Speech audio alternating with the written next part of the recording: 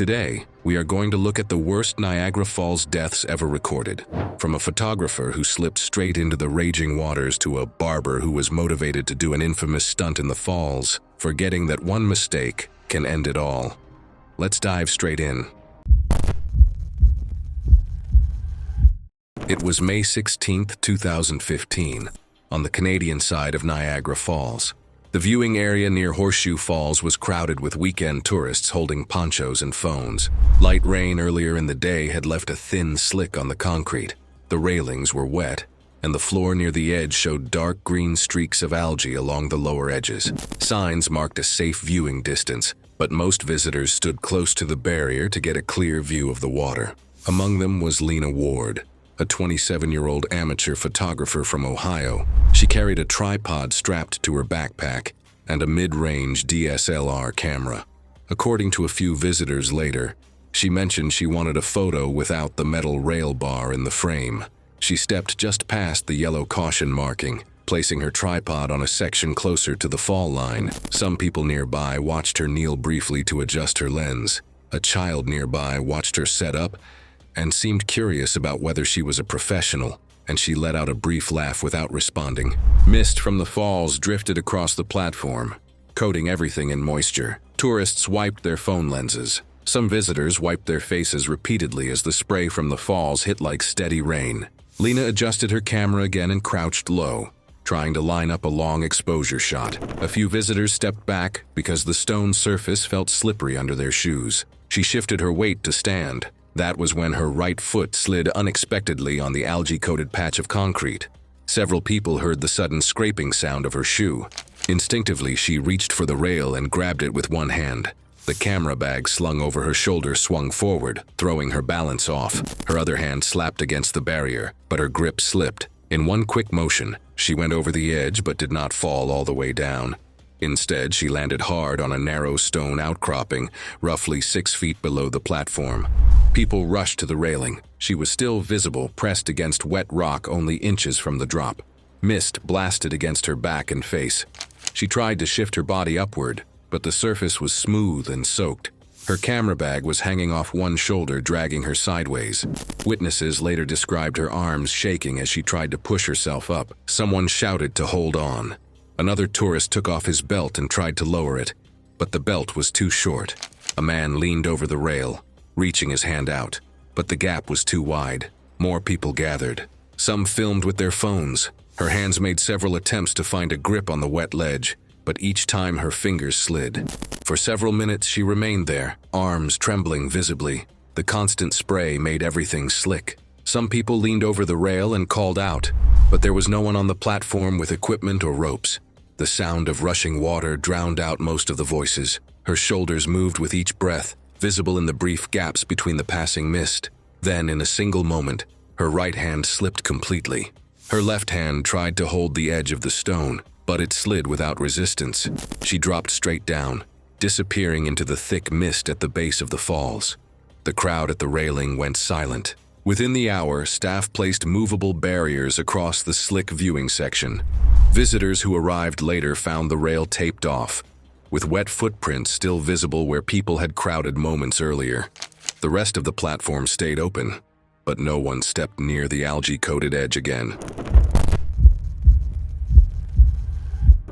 It was August 7, 2016, when 3 co-workers from Buffalo took rented kayaks onto the lower Niagara River. The water looked calm near the launch area, with a steady downstream flow that seemed manageable for casual paddling. Evan Ross, 33, worked warehouse shifts and spent most weekends at home, but he agreed to the trip after one of his co-workers found a route listed as moderate on a tourist map. They put on basic flotation vests from the rental kiosk and pushed off from a quieter section upriver to avoid the main group of tourists. For the first stretch, the current carried them smoothly. They drifted past rock-lined banks where patches of foam collected against the edges. The 2 co-workers paddled in front, their voices carried off by the steady slap of water against their kayaks. Evan followed slightly behind, adjusting the straps of his vest and trying to correct his steering when the current pushed him sideways. The river ahead narrowed slightly, and the surface changed from smooth flow to rougher, broken water. They entered further upriver than most guided tours typically recommend. This section fed directly into a faster channel formed by an uneven rock shelf beneath the surface. One of the co-workers noticed the shift in water texture and tried to paddle left into a calmer pocket. Evan attempted the same maneuver, but the current caught the back end of his kayak before he could turn fully. A strip of fast-moving water from the center current forced his kayak sideways. The back of Evan's kayak struck a protruding rock just beneath the surface. The impact spun the kayak and pushed it broadside against the current. The force pinched it between the rock and the flow of the river. Water rushed around both sides of the hull, pressing it hard against the stone. Evan stayed upright, but only because the pressure of the current held the kayak in place like a clamp. The two co-workers paddled toward him, but stopped short when the current pulled at the front of their kayaks. One of them tried to angle closer, but the river pushed him offline immediately, forcing him to back away to avoid tipping. They threw a paddle toward Evan in an attempt to give him something to grip, but the current swept it downstream. Evan tried to push off the rock with his hands, but the force of the water made it impossible to break free. His kayak stayed jammed sideways, and his body shifted with each surge of current. For several minutes, he remained stuck in the same position, half submerged up to the chest as the river pounded against him. The pressure pinned him so firmly that each attempt to push off looked slow and limited. Water spray hit his face repeatedly, and his arms moved with less control as time passed. The two co-workers stayed in the eddy zone, unable to approach without risking capsizing. A few hikers on the riverbank noticed the scene and moved closer to the water's edge. But the distance and current left no safe path for intervention. The river continued pressing the kayak sideways until the hull shifted slightly. In one movement, the force pulled him downward into a deeper flow. His hands remained on the kayak's edge for a moment before slipping under. The kayak stayed pinned against the rock, but he did not resurface again. By late afternoon, the section of river where his kayak remained jammed was marked off with temporary tape by park staff. Rangers redirected foot traffic along the bank, guiding people away without offering details. The two co-workers stayed seated on the ground near the edge, silent and unmoving, watching the bright hull still pinned against the rock as the current pressed against it without change. A few hikers slowed as they passed, pausing at the tape before being asked to keep moving.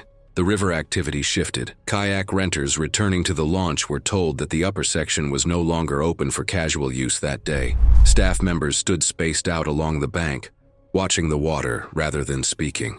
Later in the evening, a small recovery craft moved downstream, and a body was seen caught against debris near a bend where the water slowed. It was February 11th, 2016. At Terrapin Point on the American side of Niagara Falls. Temperatures had stayed below freezing for several days, causing mist from the falls to freeze on contact across railings, pathways, and exposed ground. The viewing platforms were open, but sections near the edge had been partially barricaded with posted signs warning of unstable ice. Snow from earlier in the morning had drifted over the lower part of the caution markers, making the barrier look less defined than usual. Only a few visitors were scattered around, moving slowly along the icy paths. Among them were 3 art students carrying camera bags and lightweight tripods. Mia Faris, 24, had traveled with 2 classmates to capture winter shots of the partially frozen falls for a college exhibit. They noticed a stretch of snow-covered ground that extended slightly beyond the barrier line, appearing firm and level. The mist had frozen over that section, forming a smooth white sheet with no visible cracks. They stepped beyond the marked zone, assuming the ground was solid beneath the layer of packed snow. They positioned their cameras and crouched to line up shots of ice forming along the edge where water vapor met cold air. From their viewpoint, the surface appeared stable, blending with the rest of the platform. One of Mia's classmates moved closer to frame the falls with the ice shelf in view. The area was quiet except for the deep drone of water below, and occasional wind sweeping snow across the open ground. Mia took several steps forward to adjust her angle. The ice beneath her looked no different from the rest, but beneath it lay a hidden air pocket formed by water freezing unevenly over trapped mist. When she shifted her weight, the surface gave way without warning. The ice cracked with a quick, sharp sound, and her legs broke through immediately. She dropped waist-deep into the freezing water. The break in the ice widened just enough for her body to slip further. As she struggled to pull herself up, the pressure of the surrounding ice caused the broken sheet to tilt. In one motion, the opening widened just enough for her to slide fully under. The sheet then settled back into place, closing most of the gap. Only a thin, jagged seam remained on the surface. Under the ice, her classmates could see a faint blur of movement. The water beneath was dark, moving in a slow circulation under the ice while the main flow roared further out. They tried to stomp on the surface to break through, but each impact caused cracks to spread outward without punching through in one spot. Snow and ice chips scattered with each attempt, but the main sheet held. They used their boots and camera tripods to strike the surface, but the ice flexed and fractured in separate directions. Beneath the thin layer, they could see her shape move erratically, pressing upward. Air bubbles traveled under the ice before disappearing into the cracks. For several minutes, they kept scraping at the surface, but the ice continued to break in wide patterns rather than a single opening. Each time they struck, the fractures spread too far to focus their effort. The blur beneath the ice became slower and harder to track. Movement under the surface eventually stopped, leaving only distorted water shifting beneath the sheet. By late afternoon, park staff marked off the area with temporary cones and rope. Visitors who arrived later found the section near the edge redirected, with fresh footprints frozen into the snow leading up to the taped zone.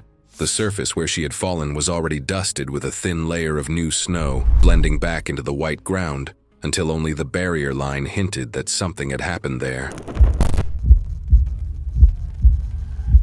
It was March 3rd, 2017, along the restricted service route beside the Niagara Power Control Channel. The upper channel fed directly into the control dam, where water flowed in a steady force toward the intake gates. Cold weather earlier that week had caused expansion cracks in the maintenance grates, and ice melt from the morning left a thin layer of moisture across the metal surface. The area was closed to public access, with only subcontracted maintenance crews working along the narrow service path that ran beside the channel. David Hampshire, 41, moved along the path wearing a standard maintenance harness and a tether clipped to a waist loop. He had been assigned to check sensor housings along the fence line and note any irregularities in the water readout panels. His tool belt hung slightly off-center, shifting with each step. The walkway was narrow, made of grated metal panels designed to allow drainage, with sections patched from previous winter damage. He paused near one of the intake monitoring stations and adjusted the strap of his belt. As he shifted his weight, one of his boots pressed down on a section of the grate that had been weakened by ice damage the week before. The metal flexed under his weight and gave way just enough for his foot to slip through. The sudden drop in balance pulled his body forward toward the channel below. The tether attached to his waist caught tension and twisted as he fell, stopping him from dropping fully into the water, but swinging him sideways toward the intake. The channel's current pulled at him immediately. As he struck the grate surface beside the intake gate, the force of the water pressed him forward. His chest made contact with the mesh, and the steady flow locked him in place like pressure against a wall. Water rushed around his sides, dragging at his arms and clothing. A co-worker further down the path saw the fall and moved toward him, but stopped when the current pulled debris past the intake, indicating how strong the flow had become near the gate. David tried to push off the grate with his hands, but the pressure of the water held him flat, making any movement minimal. The tether line, twisted from the fall, prevented him from rotating his body away from the current. From the walkway, he remained clearly visible, pinned against the metal mesh with water forcing his body into the frame. For nearly a minute, his arms moved in slow attempts to press away from the intake, but each motion was pushed back by the continuous flow. The surface water carried small pieces of ice and leaves past him in a steady stream. The co-worker held position a few steps back from the intake boundary, unable to move closer without risking being pulled in. The roar of the channel drowned out any sound beyond the machinery hum and water impact. The intake continued pulling water at full force. The pressure against his torso remained constant until his movement slowed. Within moments, he became still, held in place only by the current and the tether line that had tightened against the walkway rail. Once the intake crew confirmed no movement at the gate, the maintenance path was sealed off with temporary fencing and caution tape. Staff redirected workers to a different route farther from the channel. His hard hat remained lodged against the grate, turning slowly in the current as the water continued to push through the intake without interruption.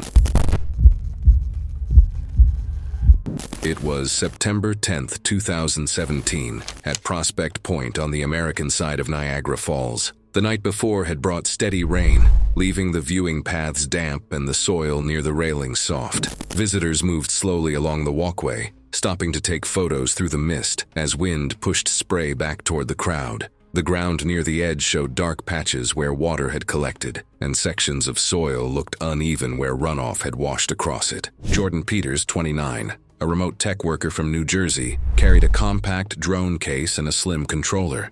He had flown drones through state parks and posted footage online, often ignoring posted no-fly guidelines in search of better aerial angles. He set the drone on the ground near the rail, then launched it upward. The machine lifted steadily, its propellers cutting through the mist as it rose above the viewing platform. A few bystanders looked up, watching the blinking lights vanish briefly into the haze before reappearing against the pale sky. Jordan held the controller in both hands, eyes locked on the live feed screen. To maintain a direct signal path to the drone, he stepped closer to the rail, leaning forward slightly. The soil beneath him was darker than the rest, softened by water that had seeped down from the pavement edge. People nearby heard the constant buzz of the drone's rotors overhead, a steady sound that blended with the distant roar of the falls. He shifted his stance, planting one foot closer to the edge to keep the drone within his line of sight. The ground gave a sudden, subtle sag beneath his weight. Without warning, the edge gave way in one break. Jordan's foot went straight through the softened ground, and the sudden drop pulled his weight forward before he could brace. He grabbed for the rail with one hand, but the controller in his other limited his reach.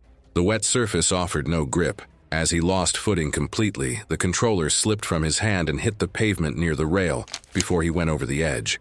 He landed on a lower slope just beneath the railing, hitting the moss-covered surface and sliding immediately. The angle of the slope and the slick layer of wet vegetation carried him down toward the river feed. By the time he reached the water, he had rotated onto his side. Several tourists rushed to the railing and looked down. From above, he was visible a few yards out, floating on his back, one arm partially raised above the surface. The current near the feed pulled laterally, catching him and dragging him sideways. He surfaced twice in the churning water, his head visible briefly among the foam. Mist from the falls pushed across the area, obscuring him from view each time he dipped below the surface. On the final pass, only the top of his arm showed before the water pulled him into the faster channel downstream. The drone remained in flight above the platform, hovering steadily as it maintained its preset altitude. Its rotors buzzed against the sky, holding position over the viewing area.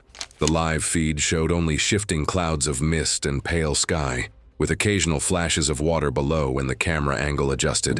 The controller remained on the pavement near the rail. Soon after, park staff quietly redirected foot traffic away from the section of rail where the soil had collapsed. Temporary tape and cones were placed along the soft ground without announcement. The drone was retrieved by staff and stored with the other collected equipment behind the restricted line. Later in the day, a body was recovered downstream near a slower section of the current. His family was contacted but made no public statement. It was July 19, 2018, during peak tourist hours at the Maid of the Mist boarding platform on the American side of Niagara Falls. The sky was overcast, but the river glare still cut through the mist rising from the base of the falls. The boarding deck was wet, coated with a thin sheen from constant spray. Streams of water ran between the sections of rubber matting, collecting around the drainage grates along the rail. Visitors wearing blue ponchos moved in tight rows toward the loading area as the next group prepared to step aboard. Harrison Cole, 36, a graphic designer from Indiana, stood among them with his wife and young son. They had been issued standard ponchos like everyone else, the plastic material clinging to their clothes from the moisture in the air. Harrison was not a confident swimmer, but he showed no visible concern as the crowd advanced. He moved closer to the railing to guide his son around a puddle collecting at the edge of the boarding zone. As the Maid of the Mist shifted in position against the dock, a sharp gust of wind pushed spray across the deck. Several passengers flinched and stepped back as the mist hit them in a sudden wave. The wet rubber underfoot turned slick in that moment, and a few people adjusted their footing to stay balanced. Harrison stepped back slightly to shield his son from the water. As he did, his heel caught against the metal grate near the rail. The grate had a raised edge from constant water erosion, and his foot snagged for just a moment. The boat began its reverse movement away from the dock, line slackening as it drifted out. Harrison lost balance from the caught heel and fell sideways toward the rail. Instinctively, he reached out, and his arm slipped through the gap between the steel bars. His forearm wedged firmly. The rest of his body pitched outward as the boat continued to move. Within seconds, his torso hung over the edge, half in the water, as the vessel gained distance from the platform. The forward motion created a pull that dragged him along the rail. His arm twisted between the bars. His legs scraped against the deck briefly before his lower body lifted over the edge. People nearby moved back from the railing as his body remained suspended, held only by the trapped arm. Water from the river splashed against his chest as the churning wake built beneath him. His free hand pressed against the railing frame, but the pressure from the movement kept him from pulling up. The boat continued its outward shift, increasing the angle of his body. The force of the water striking his side grew stronger, lifting him further from the platform edge. His arm, still stuck in the metal gap, held for several seconds more before a shift in the boat's motion caused it to slip free. In one movement, his body dropped fully into the wake behind the vessel. From the deck, he was visible for a short moment, floating on his back between patches of white foam. The blue poncho spread across the surface like a sheet, its hood catching air as the water pulled him backward. The current behind the moving boat created a strong draw, pulling everything in its path toward the rear channel. He surfaced twice more, each time momentarily visible through the spray. On the final sighting, only the poncho was clearly seen. The boat maintained its course. The wake behind it settled slowly, leaving only small ripples where the poncho had been visible seconds earlier. Harrison's wife stepped toward the crew rail, speaking to a staff member while their son stood beside her. No announcement was made, and passengers kept their distance from the barrier. Crew members remained stationed along the rail, looking out over the current without giving instruction. Later, a recovery unit located a body downstream in a slower section of water and confirmed a match to the passenger. It was August 15th, 2017, along the lower Niagara River, where the early sun was starting to break through a light haze over the water. The sound from Horseshoe Falls carried downstream, blending with the steady hum of cicadas. 42-year-old Daniel Johnson was on the river in his small aluminum boat. Daniel lived in Rochester, New York, and was known in his neighborhood as someone who collected and sold scrap. He had a knack for finding unusual things: old tools, rusted signs, even a set of antique oars, things that he would clean up and resell at flea markets. A week earlier, another collector told him about an old wooden barrel lodged between rocks just downstream from the base of the falls. Some thought it might be from a failed stunt years ago. To Daniel, it was worth a trip. By mid-morning, he launched his boat from a small public ramp and began heading upriver toward the spot. The water near shore was calm, but the further he went, the more the current tugged at the hull. He wore jeans, work boots, and a baseball cap. There was no life jacket in sight. Two hikers walking along the trail by the river saw his boat. They stopped to watch as Daniel moved toward a group of rocks partly covered by mist. A wooden barrel was stuck between them, dark and worn from years in the water. Daniel turned off the engine and drifted closer. He pulled a length of rope from the floor and began looping it around one of the barrel's metal bands. The hikers later said they could hear him talking to himself, working out how to free it. He braced his feet against the side of the boat and pulled. The barrel didn't move. He tried again, leaning his weight into the rope. On the third pull, the barrel suddenly came loose. The rope, still wrapped around his hands, snapped tight against the boat's side. The force swung the barrel toward him. It struck his knee, knocking him backward. His boots slipped against the wet aluminum floor, and before he could grab the edge, he went overboard. The current quickly pulled him away from the boat. One of the hikers called out, telling him to swim sideways toward the rocks, but he didn't seem to hear. His head came above the surface twice, his arms moving in short, uneven strokes. Each time, the water pushed him closer to the swirling base of the falls. Within moments, the mist covered him completely. The hikers ran along the trail trying to follow him, but there was nothing left to see, only the churning white water. One of them used a cell phone to call 911 and gave rescuers his last known location. A rescue boat launched from the Canadian side, but couldn't get close enough due to the strength of the current. Crews continued scanning the area for the rest of the morning. By early afternoon, they found Daniel's body several hundred yards downstream.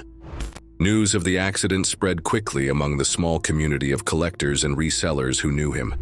Friends described him as someone who always had a project going and never missed an opportunity to find something worth saving. Daniel's funeral was held a week later in Rochester. It was a modest service, with family, friends, and a few fellow collectors in attendance.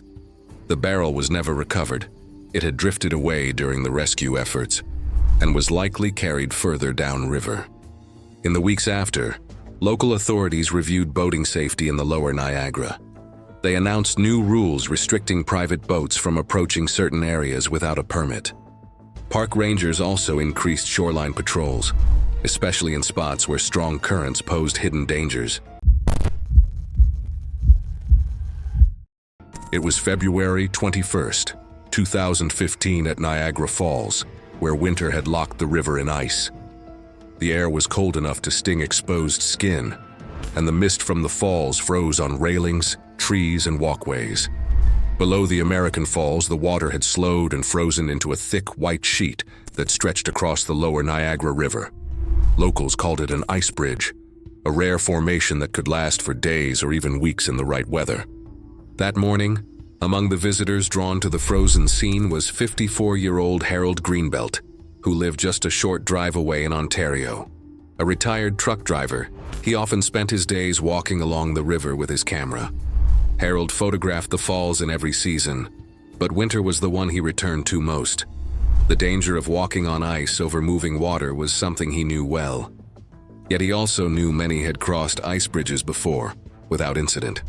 That morning, Harold parked near the observation area and made his way down toward the riverbank. He carried his camera in one hand and wore a heavy coat, gloves, and thick rubber boots. Park staff had posted warning signs telling people to stay off the ice, but the edge of the frozen sheet was already marked with footprints from others who had ignored them. From the observation deck above, a couple visiting from New York saw Harold step carefully onto the ice. He stopped for a moment, glanced around, then walked toward the center of the river. The ice was uneven, with spots of snow and smooth, clear ice. In places, frozen mist had built ridges several inches high. Harold moved slowly, setting each foot down before putting his weight on it. His breath showed in the cold air, and his boots crunched on the ice. About 30 yards from shore, he stopped to take pictures of the falls. The rushing water sounded faint under the thick ice, but its vibration still came through. Then a sharp cracking sound broke the cold air. The couple on the deck turned to look at Harold. He stopped and turned his head toward the noise. Another crack came, deeper this time, and the ice under him shifted. Before he could step back toward shore, the sheet broke with a loud pop. Harold let go of his camera as the ice shifted under him. The couple called out, but the sound of the rushing water was louder. He slipped sideways into the gap, striking the edge before going into the dark water. His head came up once through the broken ice, then the current pulled him under again. The visitors ran along the deck toward a nearby park worker and pointed out the spot where he'd fallen in. The worker radioed for help while keeping his eyes on the opening, but Harold didn't resurface. The current under the ice was strong, moving several miles per hour toward the lower rapids. Within minutes, rescue crews from both the US and Canadian sides arrived, but thick ice made it impossible to get boats close to the area. A helicopter hovered above, scanning for signs of movement, while crews worked from the shore. The search was called off after dark when temperatures dropped further and visibility worsened. 2 days later, conditions improved enough for divers to enter the river. They found Harold's body downstream, caught between ice chunks and rocks along the shoreline. The recovery was slow due to the cold and the shifting ice, but by afternoon, his remains were brought back to shore. His funeral was held quietly in Ontario with family and a few close friends. Some neighbors remembered seeing him walking with his camera just days earlier. In the weeks after the accident, local authorities increased winter patrols along the river and began blocking certain access points when ice bridges formed, hoping to keep others from taking the same risk. It was August 4th, 2018 at Niagara Falls, and the warm summer weather brought long lines of visitors.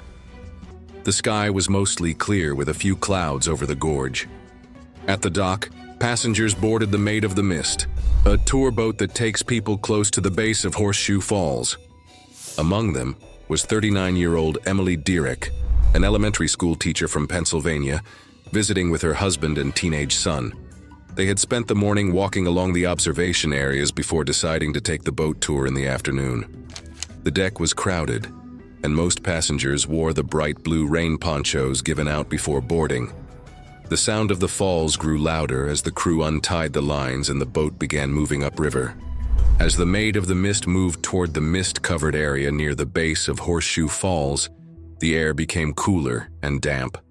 Spray from the falls reached the passengers in bursts, soaking the decks. The engines pushed against the strong current, and the boat shifted slightly in the choppy water. Emily stood on the right side of the lower deck, holding the railing with one hand as the boat swayed.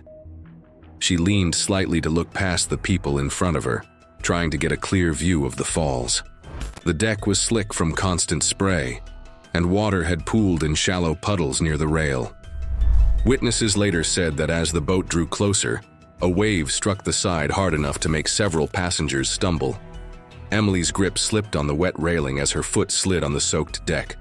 She lost her balance and fell forward, her rain poncho catching briefly on the railing before she went over the side. Her husband shouted her name as crew members rushed toward the spot. Several passengers saw her head break the surface about 15 feet from the boat. She tried to lift her head above the waves, but the strong current quickly carried her toward the turbulent water near the base of the falls. Crew members threw life rings, but the pull of the water made them useless. Within seconds, she disappeared into the mist and foam. The captain kept the boat in position while the crew radioed for immediate assistance. Search and rescue teams from both the U.S. and Canadian sides responded. Smaller rescue boats launched downstream, where the current might carry her. The tour boat stayed in the area for a few minutes before heading back to the dock, so passengers could be interviewed by authorities. Search teams continued scanning the river for the rest of the afternoon. By evening, visibility near the base of the falls was too poor for divers to enter safely. The search resumed the next morning when the mist was lighter, and her body was recovered several hundred yards downstream. Passengers from the tour described the shock of seeing someone go overboard in such a dangerous location. A week later, a funeral service was held in Pennsylvania. Friends, neighbors, and former students attended to pay their respects. Her husband and son were present, but did not speak publicly. In the months after the incident, the boat operators reviewed safety measures on board. The railing height on parts of the lower deck was increased, and additional crew members were assigned to monitor passengers during the closest approach to the falls. A warning about leaning over the rail was also added to the pre-boarding safety briefing. It was May 20th, 2017. At the Rainbow Bridge, the pedestrian and vehicle crossing that connects Niagara Falls, New York, to Niagara Falls, Ontario. The night air was cool, and the lights from both cities reflected off the dark water below. Cars moved steadily across the bridge, while the walkway for pedestrians had only a few people spread out along its length. One of them was 32-year-old David Cruz, a warehouse worker from Buffalo. Friends knew him for sometimes making impulsive choices after drinking. That afternoon, he had been at a friend's backyard barbecue with plenty of food and alcohol. By late evening, after several beers, he decided to cross into Canada to visit a late-night bar before heading home. Just before midnight, David walked onto the pedestrian side of the bridge.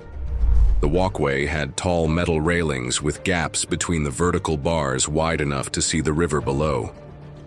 The sound of traffic moved steadily beside him, mixing with the constant noise of water flowing through the gorge. Partway across, David leaned over the railing to get a better look at the river. Another pedestrian, a man in his 40s heading toward the U.S. side, walked past and exchanged a few words with him. According to the man, David was speaking loudly and gesturing toward the water, making comments about how high the bridge was. A few moments later, witnesses reported seeing David put one foot on the bottom rail, then climb onto the narrow outer ledge. The other pedestrian stopped and told him to get down, warning him it was dangerous. David waved him off and looked out over the gorge. When David turned to step back toward the walkway, his foot slipped on the narrow beam. The surface was smooth metal, with only a small lip for balance. He lost his footing, pitched forward, and fell over the edge. Witnesses said his arms flailed as he dropped toward the water, but the distance over 200 feet from the deck to the river has left no time to recover. The impact sent up a splash visible even from the walkway. Almost immediately, the current caught him, pulling him downstream toward the lower rapids. Searchlights from both the US and Canadian sides began scanning the river within minutes. Officers on both ends of the bridge radioed for marine units, but the combination of darkness, swift current, and turbulence made locating him nearly impossible. Within moments of the fall, he was no longer visible from the surface. Rescue boats launched from docks farther downstream to search areas where the current might carry him. Teams patrolled both shorelines, while the bridge walkway remained open but under watch from security. The initial search lasted until early morning, but was suspended when low fog rolled in and visibility dropped. For the next 2 days, recovery crews monitored the river. On May 23rd, his body was found along the riverbank about a mile downstream from the bridge. The coroner confirmed the cause of death as drowning and blunt force injuries from the fall. A small funeral service was held in Buffalo later that week. Family, close friends, and a few co-workers attended. Neighbors described him as someone who worked hard and liked to spend time with friends on weekends. In the months following the incident, border authorities reviewed safety measures for the pedestrian walkway.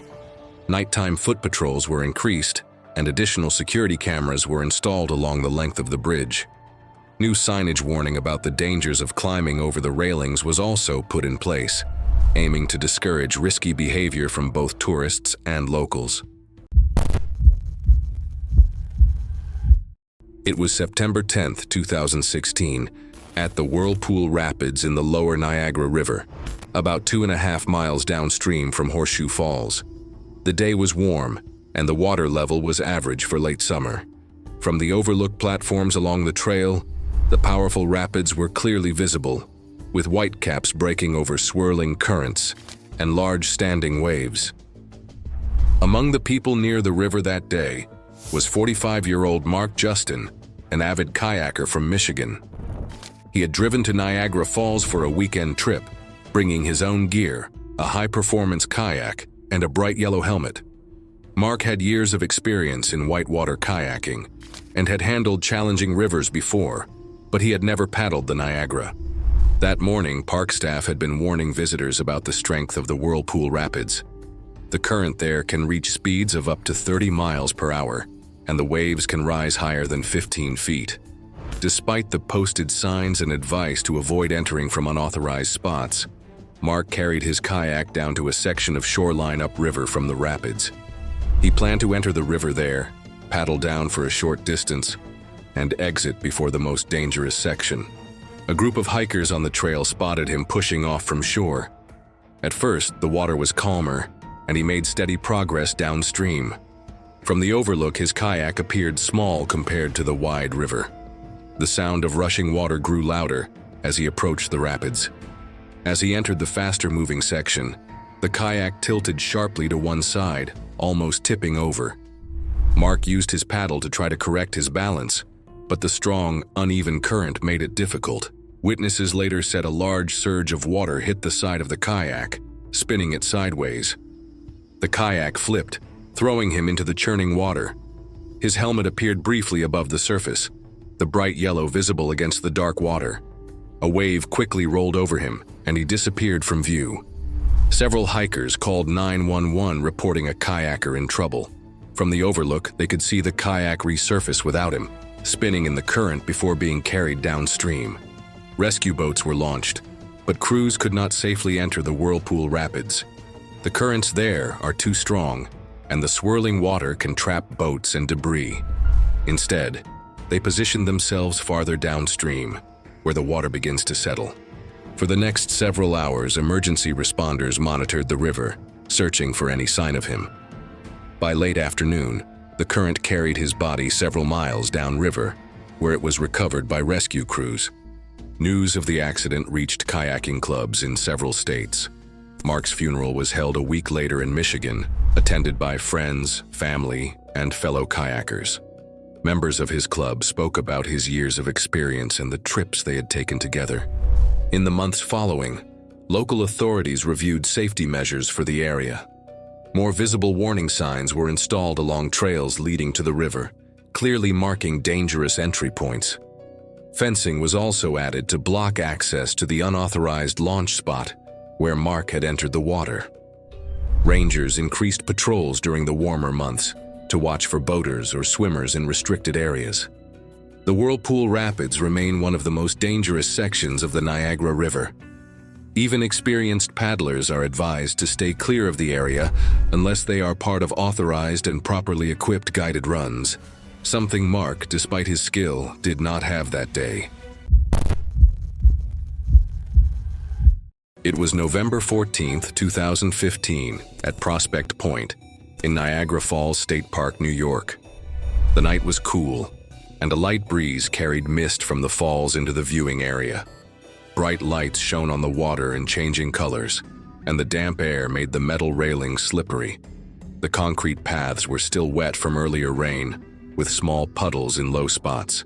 Only a few visitors were around, either walking the paths or stopping by the overlooks. One of them was 29-year-old Jane Morgan, a freelance photographer from Toronto. She had driven to Niagara Falls for the weekend to work on a personal project, capturing long-exposure photographs of the illuminated falls at night. She carried her camera equipment in a backpack and brought a sturdy aluminum tripod for stability.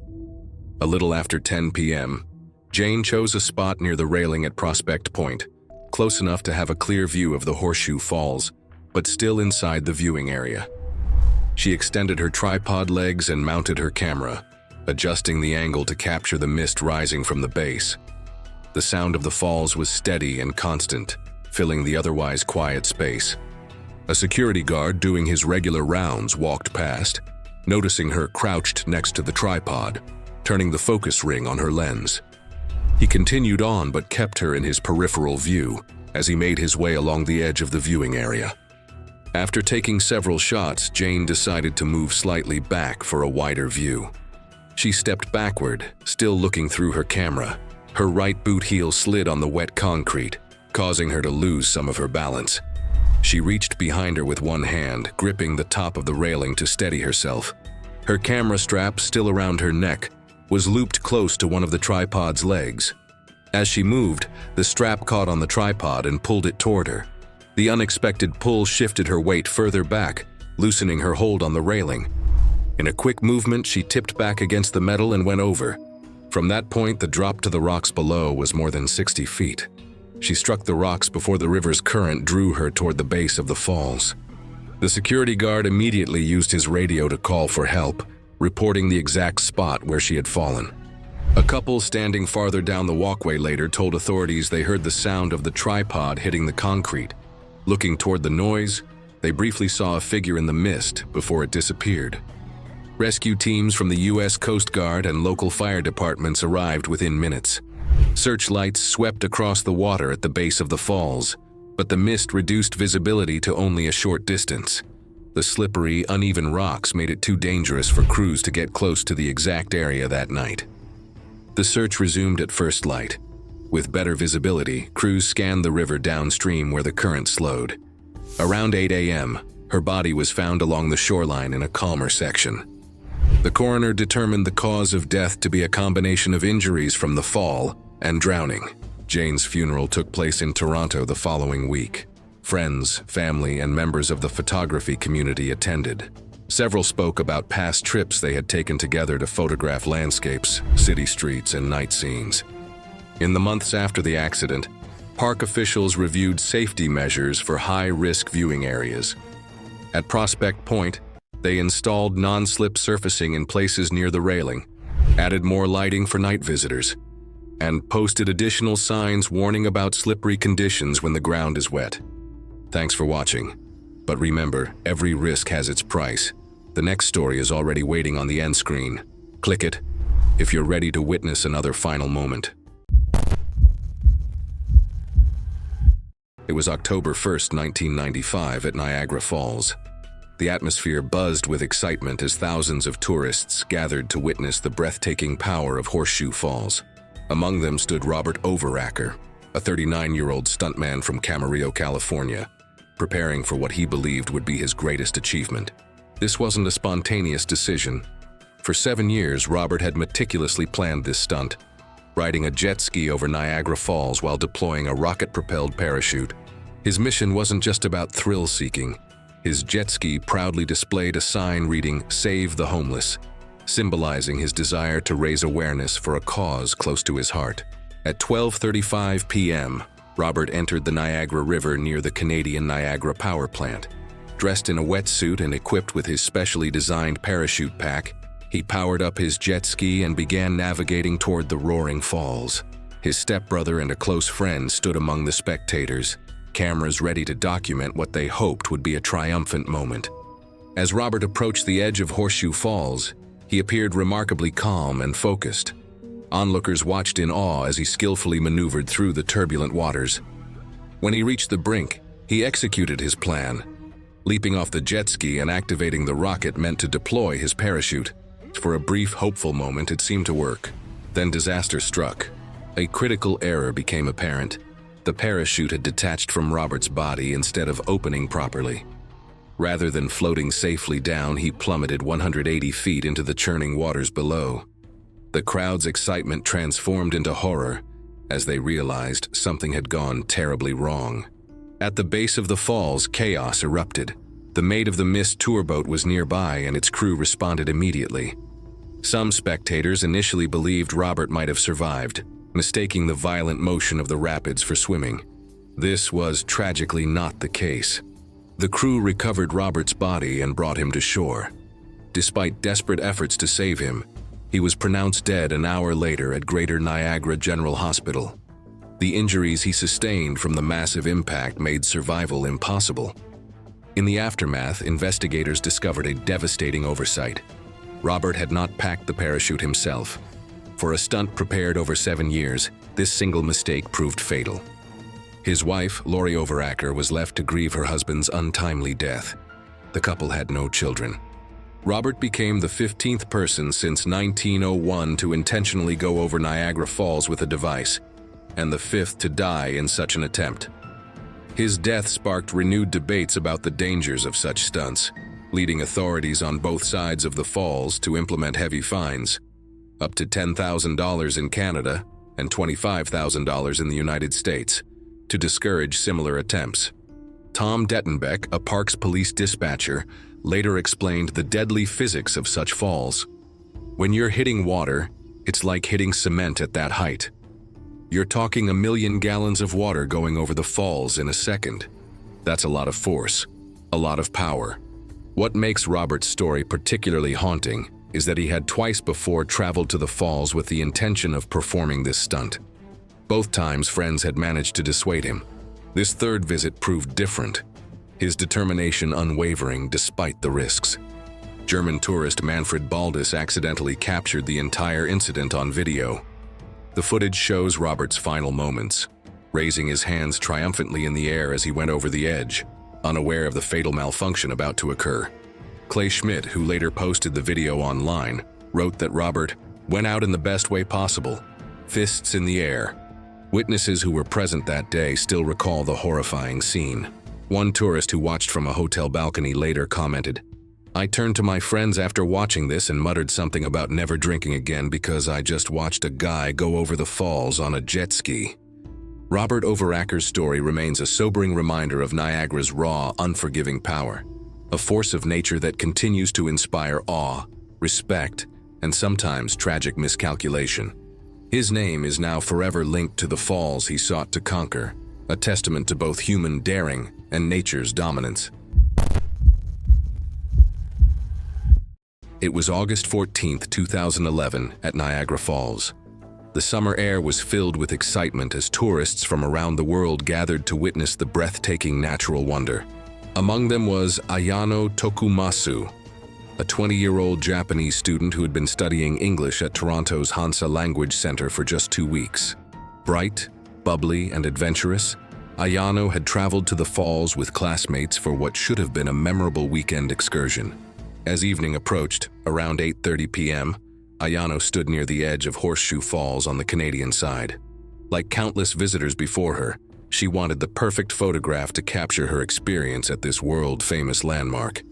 But what happened next would transform a moment of joy into an unimaginable tragedy. Surveillance footage from a nearby visitors center later revealed the sequence of events. Ayano, dressed in a distinctive red sweater and holding an umbrella, had climbed over the protective stone railing that separates tourists from the dangerous waters.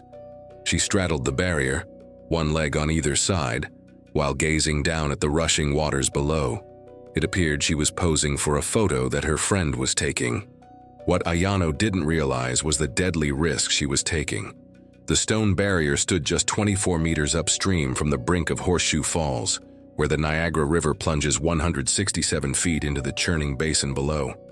The current at this point moves with tremendous force, enough to sweep away anything in its path within seconds. As Ayano attempted to climb back over the railing, the unthinkable happened. She lost her balance and slipped, falling into the powerful current. Witnesses described the horrifying moment: Ayano's brief struggle against the rushing waters before being swept toward the falls. Within moments, she disappeared over the edge, plummeting into the violent turbulence below. Nearby tourists screamed in shock. Park staff were alerted immediately, and emergency responders rushed to the scene. Niagara Park's police and emergency workers launched a desperate search, combing the waters with helicopters and boats, but the powerful currents and dangerous conditions made recovery nearly impossible. For 4 agonizing days, the search continued. Then, on August 18th, an employee at Cave of the Winds, a park attraction on the American side of the falls, spotted a body floating in the lower Niagara River. Authorities confirmed it was Ayano. In a haunting twist, a vacationing couple from Windsor, Ontario, Andrea Smith and Jason Watson, later discovered they had inadvertently captured Ayano's final moments in a photograph they took that day.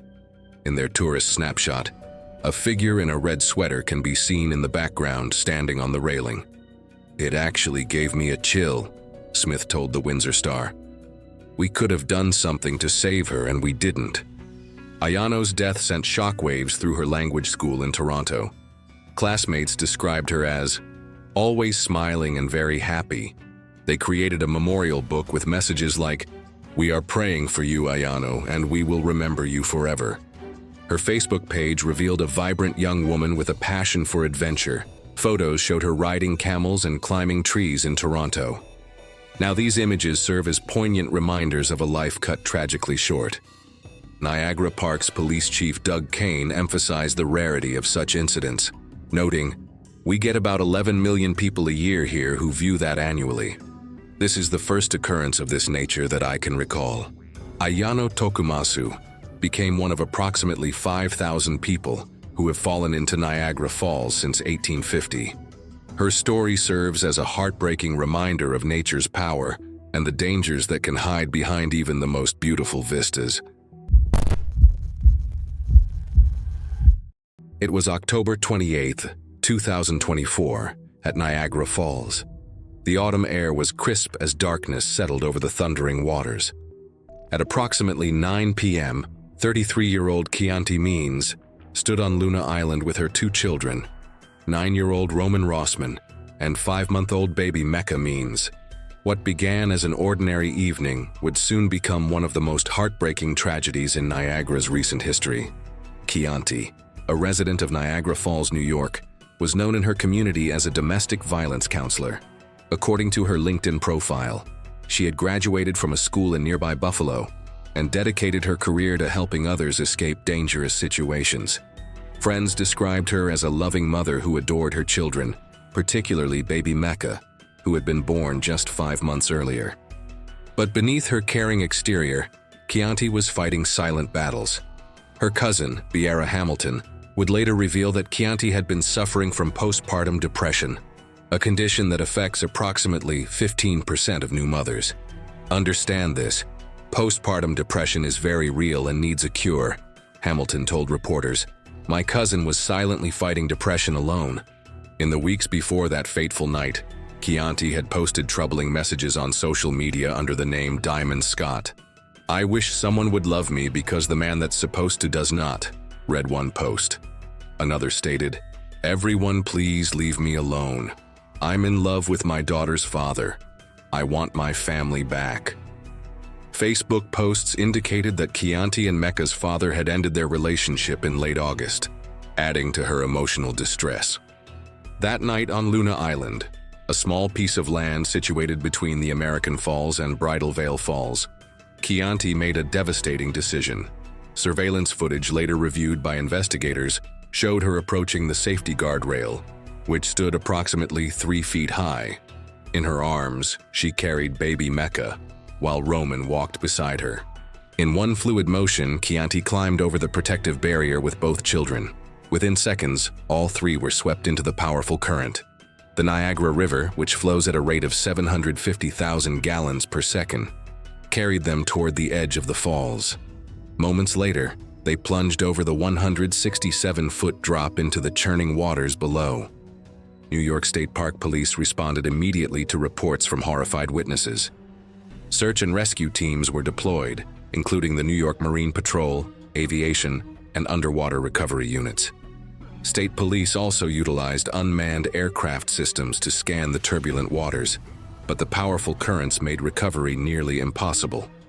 The investigation has determined that this incident was intentional in nature, though the circumstances remain under investigation, state troopers announced in a press release. Despite extensive search efforts, the bodies of Chianti and her children were never recovered, likely swept far downstream by the relentless current.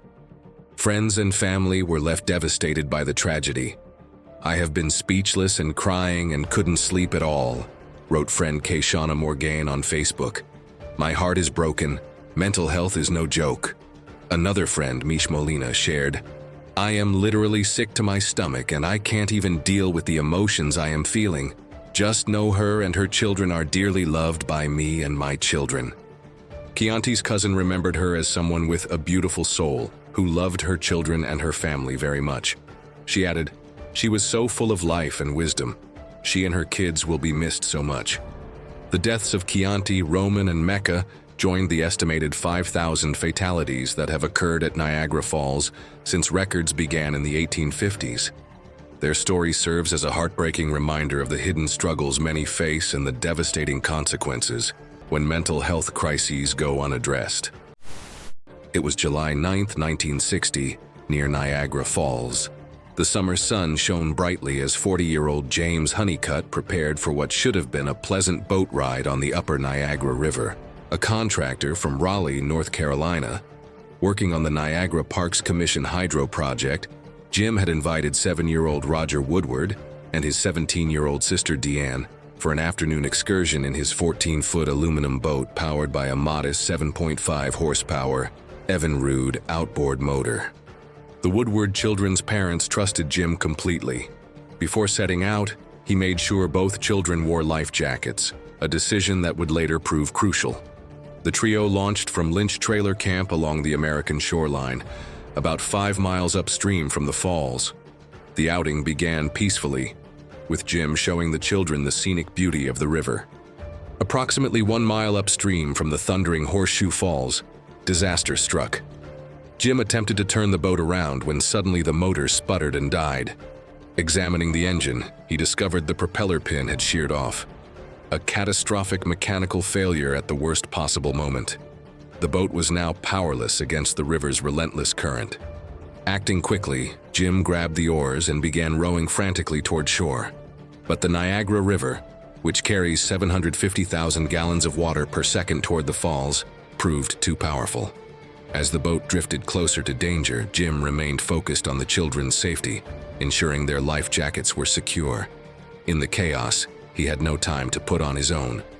Near the falls, the water became increasingly turbulent. Massive waves tossed the small craft violently until it struck a rock and capsized, throwing all 3 passengers into the churning rapids.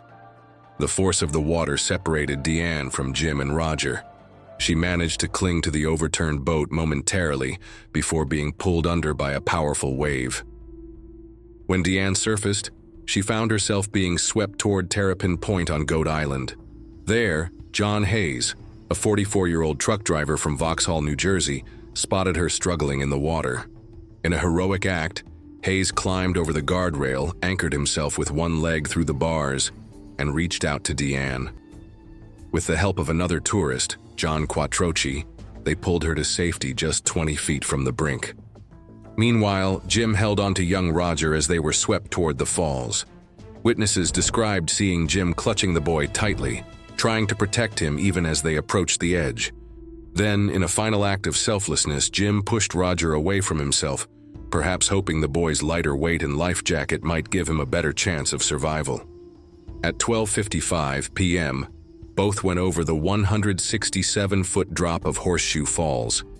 In what many call the miracle of Niagara, Roger Woodward survived the plunge, his small size, weighing only 55 pounds, and the orange life jacket helped him avoid the jagged rocks at the base. The crew of the Maid of the Mist 2 spotted him bobbing in the water, and after 3 attempts, pulled him aboard using a life ring. Roger suffered only minor cuts and bruises. Jim Honeycutt wasn't as fortunate. Without a life jacket and battered by the tremendous force of the falls, he disappeared beneath the churning waters. Despite extensive search efforts, his body wasn't recovered until 3 days later, found about a quarter-mile downstream. The tragedy and miracle of that day became legendary in Niagara's history. Roger Woodward became the first person known to survive an unprotected plunge over the falls, while Jim Honeycutt's final act of ensuring the children's safety likely saved their lives at the cost of his own. Today, a small plaque near Terrapin Point commemorates this extraordinary event, a testament to both nature's awesome power and one man's ultimate sacrifice. It was a summer day in 1981 when 28-year-old Dunya Sayegh, her husband Rafik, and their 3 children visited Niagara Falls on the Canadian side. The family, who had immigrated from Lebanon and lived in Toronto for 8 years, planned a fun day at one of Canada's most famous landmarks. But what began as a day of joy would soon transform into a heartbreaking tragedy that would captivate and divide public opinion. Dunya carried her 2-month-old son Hesham in her arms as they approached the stone railing near Horseshoe Falls. The infant, who had a mild respiratory condition, was deeply cherished by his family. Friends would later testify that Dunya adored her long-awaited 3rd child and was rarely seen without him in her arms. Despite his health challenges, Hesham was the center of his mother's world. As Rafik stepped away to buy film for their camera, Dunya stood near the railing, approximately 12 feet from where the Niagara River roars over the falls. The barrier stood about 3 feet high, designed to keep visitors safe while allowing them to view the natural wonder. Hesham was cradled in his mother's arms, wrapped in a light blanket despite the summer heat. What happened next would be disputed in courtrooms and debated in living rooms across Canada. According to witnesses, Dunya suddenly staggered backward, appearing unsteady on her feet. She clutched her head with one hand, crying out that she felt dizzy. In that moment of disorientation, Hesham slipped from her grasp and fell over the edge of the railing. Tourists nearby screamed in horror as the tiny infant was carried by the powerful current. Within seconds, Hesham was swept over the 162-foot drop of Horseshoe Falls, where 750,000 gallons of water crashed down every second. The force of such a fall would be devastating for anyone, let alone a fragile 2-month-old. Dunya became frantic, repeatedly crying out for her baby. Overcome with grief, she attempted to approach the water's edge but was restrained by her family and bystanders. She was taken to Greater Niagara General Hospital, where doctors heavily sedated her due to her extreme emotional distress. In the days that followed, search efforts focused on recovering Hesham's body. Operators of tourist boats scanned the waters, but the powerful currents and jagged rocks made the search nearly impossible. Authorities warned the family that the infant's body might never be found, a prediction that would prove tragically accurate. Initially, police viewed the incident as a terrible accident. Dunya maintained she had experienced a dizzy spell, and witnesses supported her claim, describing her staggering movements and immediate distress. However, just days later, the case took a shocking turn when Niagara Regional Police arrested Dunya and charged her with second-degree murder. Investigators had conducted tests using a 12-pound baby doll to simulate the incident and claimed their findings cast doubt on Dunya's version of events. If convicted, she faced a potential life sentence. The case garnered widespread attention, with the courtroom becoming the center of opposing arguments about what truly happened that day. Dunya's defense, led by attorney Edward Greenspan, painted her as a loving mother devoted to her children. Friends testified about her constant care for Hisham and her frequent worries about his health, concerns so intense that her doctor had prescribed medication to help her manage her anxiety. After reviewing the evidence, Judge Donald Wallace noted that no one had actually seen exactly what occurred in the moments before Hisham's fall. He criticized the police simulation tests as inadequate and unreliable. With insufficient evidence to prove Dunya had acted deliberately, the judge dismissed the charge. Though legally exonerated, Dunya left the courthouse a changed woman. In tears, she expressed mixed feelings of relief and sorrow, acknowledging that what she had lost could never return. The tragedy of Hesham Sayegh, a life barely begun before being claimed by Niagara's powerful waters, remains one of the most haunting stories in the fall's long history. It was a bright July morning in 1930 when George Stathakis prepared to chase his dream. George, a 46-year-old Greek immigrant living in Buffalo, New York, wasn't like most people. He had big ideas about life and the afterlife, and believed he could share them with the world. To gain the attention he needed, George planned something extraordinary. He would survive a trip over Niagara Falls in a specially designed barrel. Months of preparation went into his plan. George designed a massive barrel made of oak, reinforced with steel, and weighing nearly 2,000 pounds. The barrel, 10 feet long and 5 feet wide, was built to withstand the fall's immense power. Inside, he included oxygen tanks and supplies to help him survive. Confident in his design, George believed this daring stunt would make him famous and give him the platform he needed to share his ideas. George wasn't alone in this journey. With him was Sunny Boy, his pet turtle, said to be over 150 years old. Taking Sunny Boy along showed George's belief in his plan and added a personal touch to the risky endeavor. As the lid was sealed tightly, the muffled roar of the falls filled the barrel, accompanied by the creaking of wood under pressure. The barrel was released into the river, drifting closer to the edge. Onlookers watched as it disappeared over the falls, swallowed by mist and crashing water. Remarkably, the barrel survived the 167-foot drop and emerged intact at the base of the falls. For a moment, it seemed George's plan had worked, but trouble quickly followed. Red Hills Sr., a local daredevil and expert on the falls, had warned George about the risks of his barrel's size and weight. At over 2,000 pounds, it was far heavier than those used in other successful attempts. Hill cautioned that the barrel could get trapped in the unpredictable currents near the base of the falls. Unfortunately, that's exactly what happened. Instead of floating downstream, the barrel became caught in the powerful currents behind the falls. It spun and rocked violently, unreachable by rescuers. Inside, George faced a grim reality. The dark, cramped space was suffocating, and the deafening roar of the falls drowned out everything else. His oxygen supply, designed to last about 8 hours, was running out. Rescue efforts were relentless, but the raging water made reaching the barrel nearly impossible. After more than 22 hours, they finally managed to pull it free. When they opened the barrel, the outcome was devastating. George had suffocated long before help arrived, trapped by the very design meant to protect him. In a cruel twist of fate, George's creation had become his prison. The heavy, reinforced barrel built to ensure his survival had instead sealed his tragic fate. Yet, amidst the heartbreak, there was a glimmer of hope.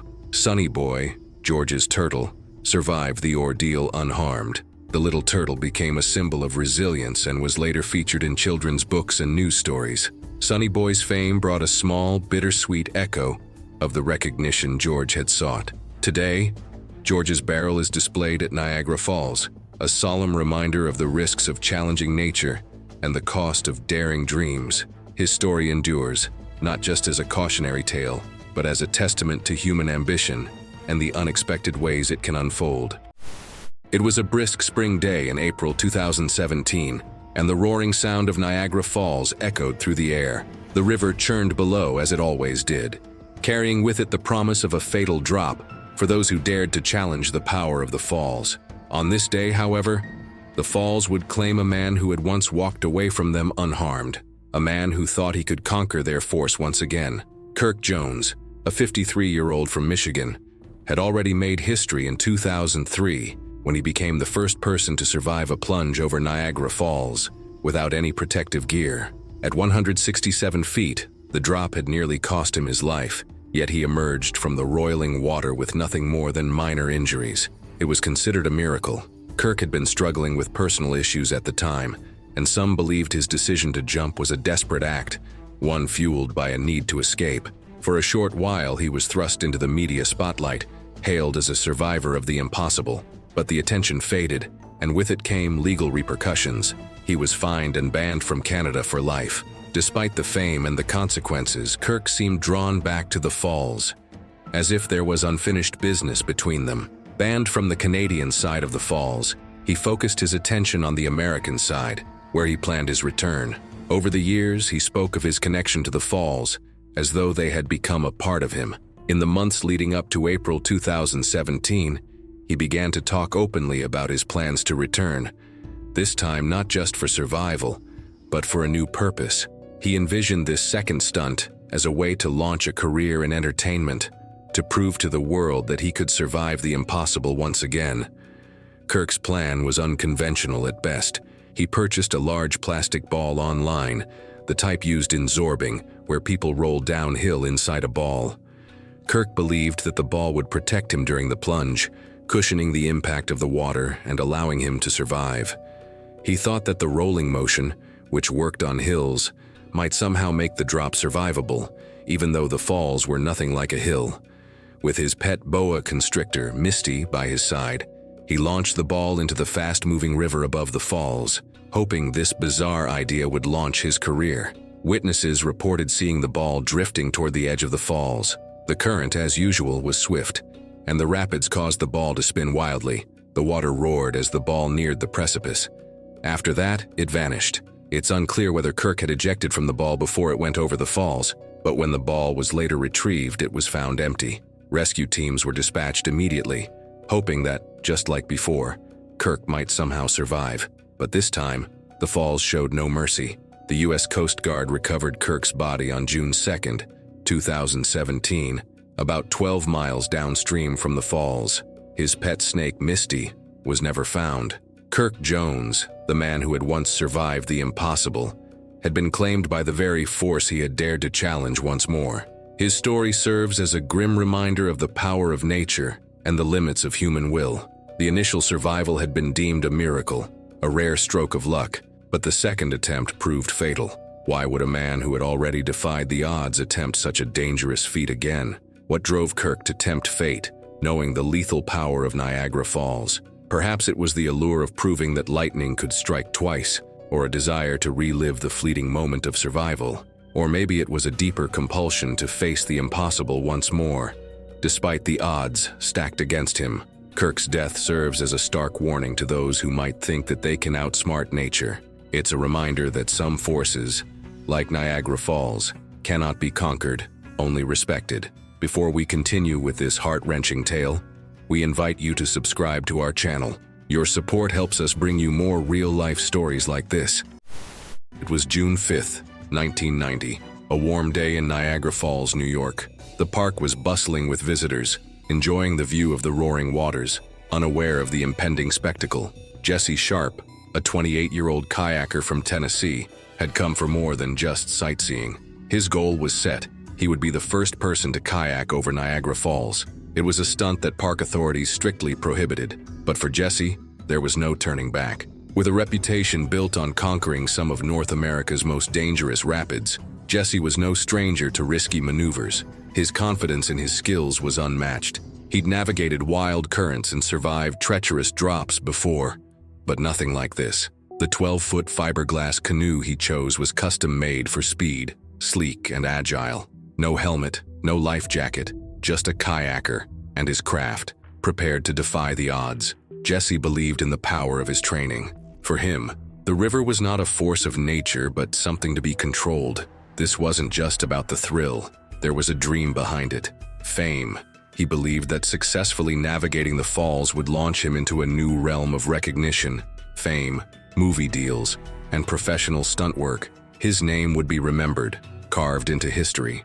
Jesse spent months preparing for what he thought would be his defining moment. At around 1:45 p.m., Jesse launched his canoe into the Niagara River upstream, making his way toward the falls. The roar of the water grew louder as he approached, the mist rising like a wall ahead of him. His paddle strokes were steady and purposeful, each one bringing him closer to the edge. Onlookers stood in stunned silence as he neared the brink.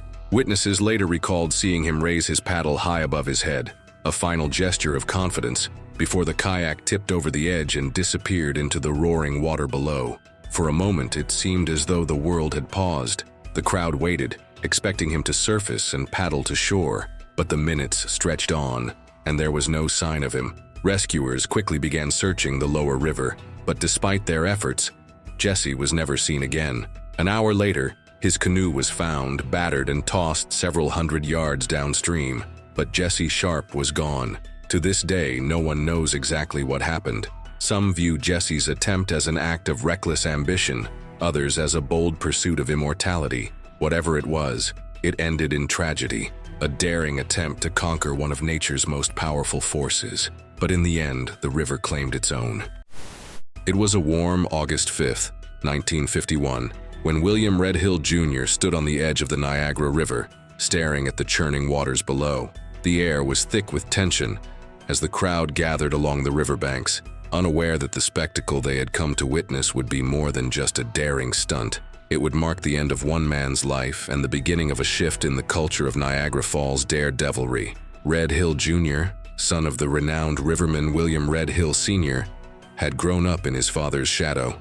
William Sr., a local legend, had once warned George about the dangers of the river's unpredictable currents.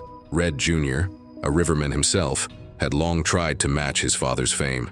He had assisted on many rescue missions, swum the treacherous currents, and even attempted a few stunts, but nothing had brought him the recognition he craved. By the early 1950s, life had taken a hard turn for Red.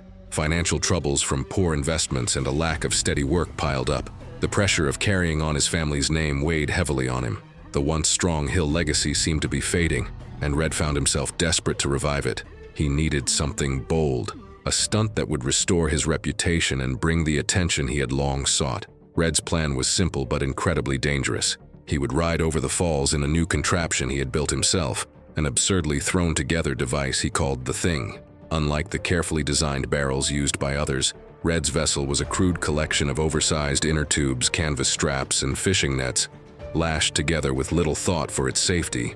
Sandbags were tossed in for weight, but the structure offered no real protection. The whole thing resembled a floating scrap heap more than a life-saving vessel.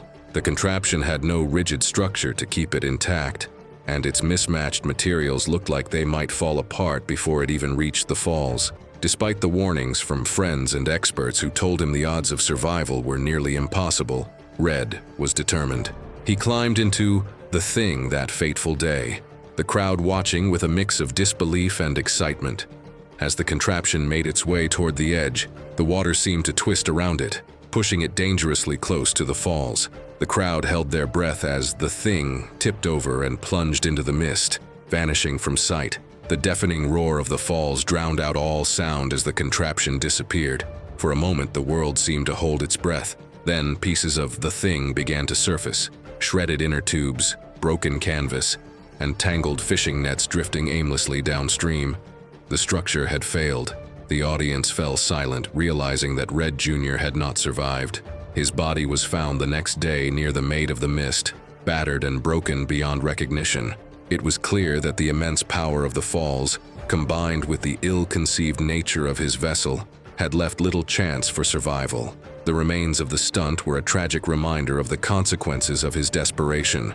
Red Jr.'s death sent shockwaves through the community. What had been meant as a bold act of redemption ended in tragedy. The incident led to stricter regulations on stunts at Niagara Falls. Authorities tightened safety measures, making permits harder to obtain and penalties harsher for unauthorized attempts. The perception of daredevilry at the falls shifted, a reminder of the fine line between bravery and recklessness. Though Red Jr.'s name might have been lost to the currents, his tragic end brought about a shift in the culture of stunts. His death, while a disaster, had made the falls a little safer for those who came after him. The river continued to claim its victims, but now there were stricter measures in place to prevent future reckless acts. Red Jr.'s ill-fated attempt had, ironically, made a difference. It was a crisp July morning in 1920 when Charles Stevens, a 58-year-old barber from Bristol, England, stood at the edge of the Niagara River, preparing to attempt what many would call madness. The roar of Niagara Falls echoed in the background, a constant reminder of the immense power he was about to challenge. For Charles, this was no ordinary stunt. It was a chance for glory, fame, and an escape from the ordinary. He was leaving behind his life in England, drawn by the promise of adventure, where the fall of water from a 167-foot drop could make someone immortal or take their life. Charles had long been captivated by the stories of thrill-seekers who dared to conquer the falls in a barrel. It was an almost absurd stunt, but it had become a popular challenge. To descend over the falls in a specially designed barrel and survive, those who succeeded were celebrated, and those who failed were often quickly forgotten. For Charles, the idea of barrel stunting was simple: survive, and the fame would follow. His custom-made barrel was large and sturdy, built from oak and reinforced with steel hoops. At the bottom, a 100-pound anvil rested, designed to act as ballast, ensuring the barrel would stay upright as it fell. Just as the ballast of a ship keeps it steady in rough seas, this weight would help stabilize the barrel's fall. Charles carefully climbed inside, feeling the cold wood and steel around him. The barrel closed, sealing him in with only the deafening sound of the falls growing louder and the sharp scent of the river filling his senses. With one final glance at the crowd on the riverbank, his assistants pushed the barrel into the water. The current took hold instantly, spinning and tossing the barrel, rocking it back and forth. Each wave jolted it upward, only to slam it down again. The water churned violently, and Charles could feel the power of the river trying to shake him free. As the barrel was carried toward the edge of the falls, the sense of inevitability grew. There was no turning back now. The crowd fell silent, their eyes fixed on the barrel as it neared the precipice. For a moment it seemed to hesitate, teetering on the edge, suspended between life and death. Then with one final tilt it disappeared into the mist below, swallowed by the deafening roar of the falls. Minutes passed, each one feeling like an eternity. The crowd scanned the water below, waiting for any sign of life. Then, through the mist and foam, pieces of the barrel began to surface, drifting with the current.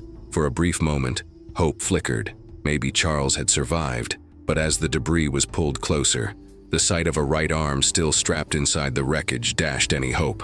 The anvil, meant to stabilize the barrel, had caused its undoing. The extra weight was too much, and when the barrel struck the jagged rocks at the base of the falls, the force of the impact shattered it. Charles Stevens had been killed instantly. The boldness of his attempt had met the unforgiving power of nature. Charles Stevens' tragic end serves as a stark reminder of the dangers in testing nature's limits. Driven by a quest for fame, he faced the falls, only for the very force he sought to conquer to claim his life. His story endures as a somber reminder of nature's uncontrollable power. Thanks for watching. Want to watch more? Click on your screen now.